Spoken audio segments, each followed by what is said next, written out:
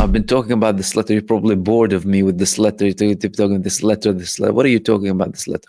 This letter that the Israeli pilots wrote, saying that Benjamin Netanyahu and Israel are conducting a war for political and selfish interests, and not a war based on the interests of the state of Israel. And they are waging a war where more Israeli soldiers are dying and more innocent people are dying. And it's putting Israel in a more, insecure situation. It's putting Israel in a very bad situation. Now it stopped only being the pilots. Well, it expanded to Unit 8200. I spoke about that yesterday. It expanded to soldiers on the ground who joined this. Now, it's the previous heads of the Mossad. 3 of the previous heads of the Israeli Mossad, in addition to doctors now. Doctors are signing this letter. So, there was this report in Israel saying Mossad alumni backs pilot's letter. 200 doctors also signed. And in the letter that former Mossad heads and 250 other former members of the 3 organizations said they need to exhaust every agreement that will bring an end to the suffering of the kidnapped, even at the cost of ceasing the fighting. The abandonment of the kidnapped irreversibly erodes the values of the sanctity of life. There is not a single word of refusal in those letters, according to reports. In the initial letter, even, there was no direct, explicit threat of refusal, by the way.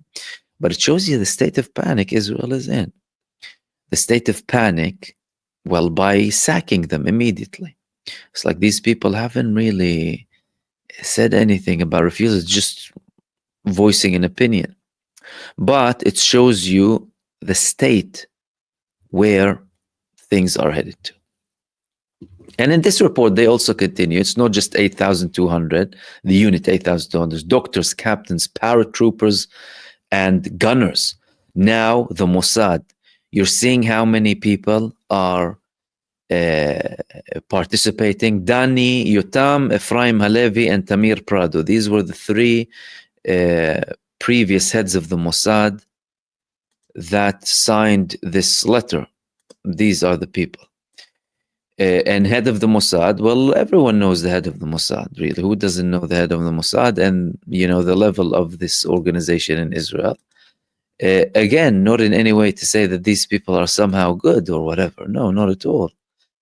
We all know them and who they are. But it's showing you, well, some of these people, they have been opposing the way Benjamin Netanyahu is conducting the war in Gaza, or the genocide, more accurately, in Gaza from the beginning.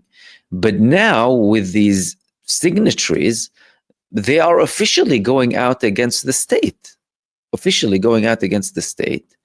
Saying, well, one of the previous heads of the Mossad, Tamir Prado, famously said that Benjamin Netanyahu is leading the state of Israel into oblivion after the 7th of October. That was very, very shortly after the 7th of October, almost 1 month in.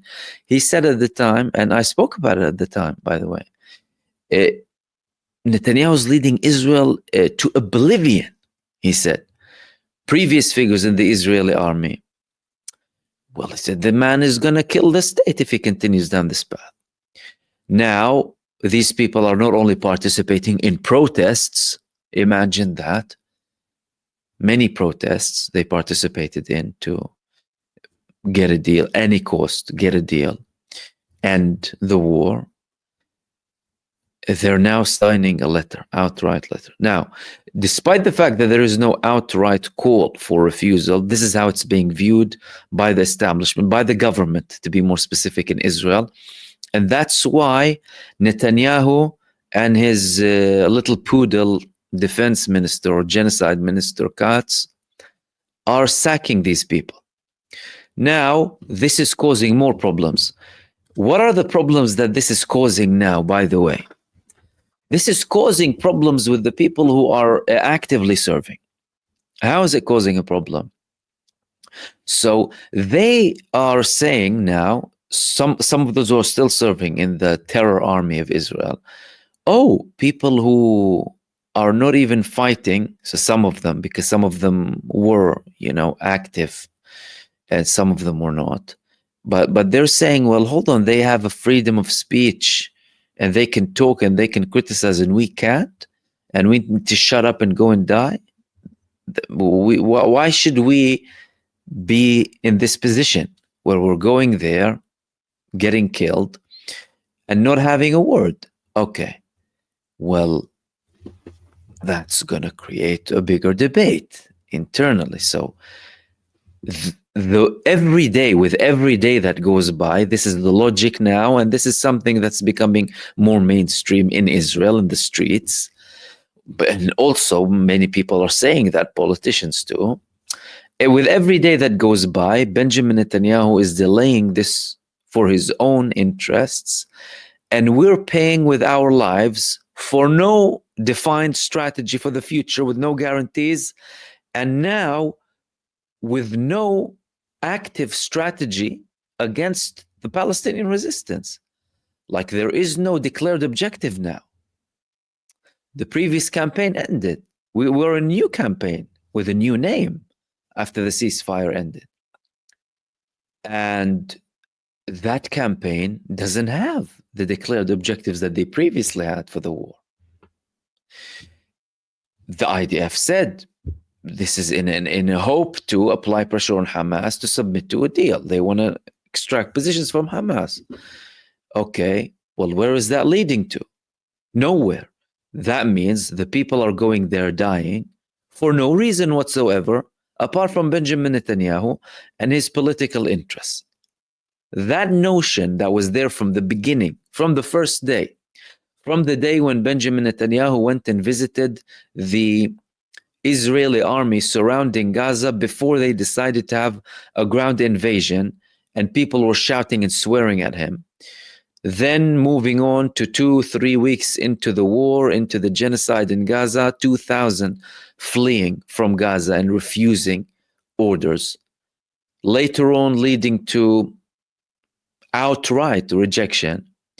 And now to this moment where you have a letter that's constantly expanding and applying more pressure on Benjamin Netanyahu. From Netanyahu's perspective, it's as if nothing is going to change his mind. Look, he's worried. He is worried. Him and his wife and his closest allies, they worry about the protests, and they worry about, things that are happening, criticizing the government. But Netanyahu shows very psychopathic traits, like completely psychotic. This man showing kind of no regard whatsoever to what anyone is feeling around him, even if they are, hardcore, even if they are profound Zionists, for example. It's as if none of them exist. So he's calling these people who are signing this letter a bunch of pensioners, irrelevant people, a bunch of extremists, traitors who want to ruin the state. Everyone is a traitor if he doesn't have his vision. Next level psychopathy, next level lunacy. Now, with the ceasefire, and we've been talking about this prospect of a ceasefire, and potential deal being cooked, potentially something happening in the next few days. Is something happen? Is nothing gonna happen? Okay, there are more reports. I mean, one of them was published in the New York Times about hinting about frustration coming from the United States administration, particularly from Ron Dermer. Ron Dermer, who's leading the negotiating delegation. Benjamin Netanyahu appointed Ron Dermer to lead the negotiating delegation at the expense of, or to replace, the heads of the Mossad, Shin Bet, and the representative of the army, alongside the senior figures in the Israeli delegation. So the people who are under him are the technical team, people in charge of some of the details, but he is leading the delegation. Now, this man's job is to constantly delay. Nothing else.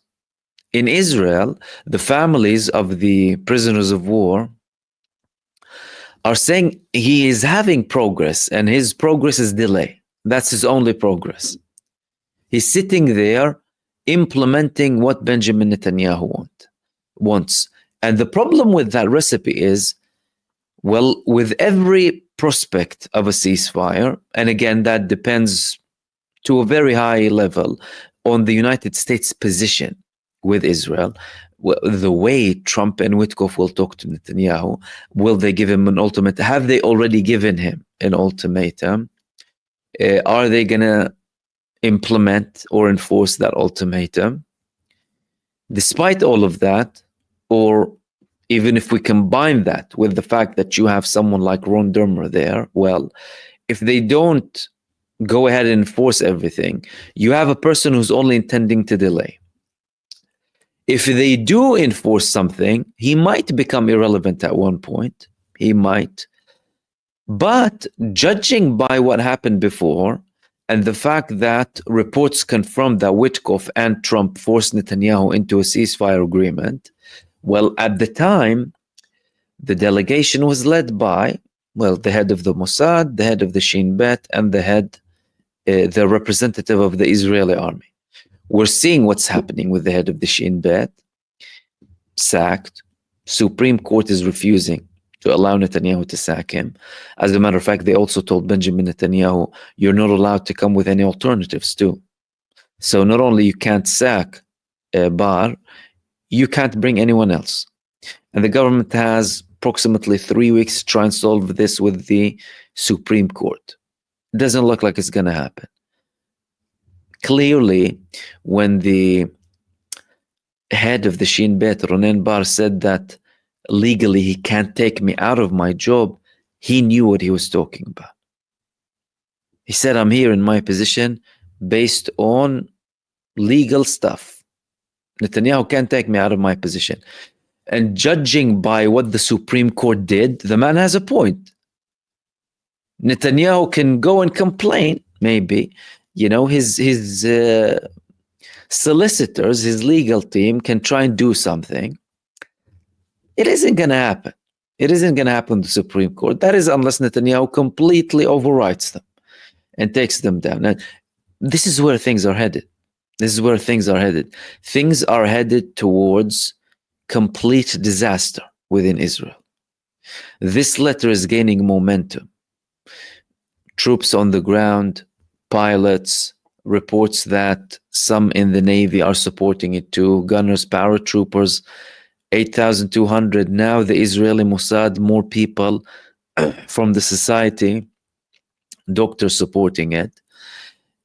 They started to feel the level of loss inside of the Gaza Strip with the recent blows that they're getting from the Palestinian resistance, again proving that the Palestinian resistance is unbeatable, and no matter how hard you hit them or try to hit them, they will rise again like the phoenix.